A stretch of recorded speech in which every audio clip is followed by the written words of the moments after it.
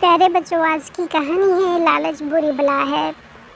کسی گاؤں میں ایک غریب کسان رہتا تھا جو سارا دن اپنے کھیت میں محنت کرتا۔ اس کے پڑوس میں ایک سونار کا گھر تھا۔ سونار امیر ہونے کے ساتھ ساتھ بہت لالچی تھا۔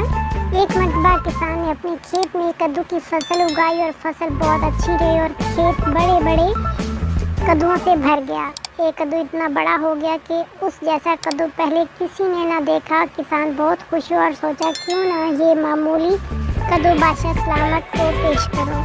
وہ اسے اپنی گاڑی میں رکھ کر بادشاہ کے دربار میں لے گیا اور بادشاہ سے عرض کیا، حضور، یہ دنیا کا سب سے بڑا کدو ہے اور اسے میں آپ کی نظر کرنا چاہتا ہوں۔ بادشاہ اس نایاب تحفے کو دیکھ کر خوش ہوا اور اس نے وزیر کو حکم دیا کہ اسے کدو کے برابر اس کو ہیرے جواہرات دیے جائیں۔ کسان نے ہیرے جواہرات بیچ کر نیا مکان اور ساز و سامان خرید لیا۔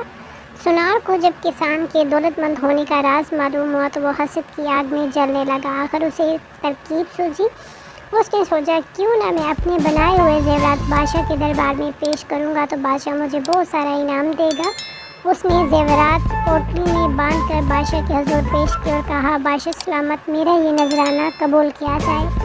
بادشاہ نے تحفہ قبول کر کے سوچا اس کو کیا انعام دیا جائے، تو اس کی نظر دربار میں اچانک غیر معمولی کدو پر پڑی تو بادشاہ نے کہا کہ یہ میرے دربار میں سب سے نایاب کدو ہے، میں اس کو تحفے میں دینا پسند کروں گا۔ سونار یہ بات سن کر سٹ پٹایا اور دھیمی آواز میں شکریہ ادا کرتے ہوئے گھر کی طرف چل دیا اور ذہن میں ایک ہی بات چل رہی تھی، لالچ بری بلا ہے۔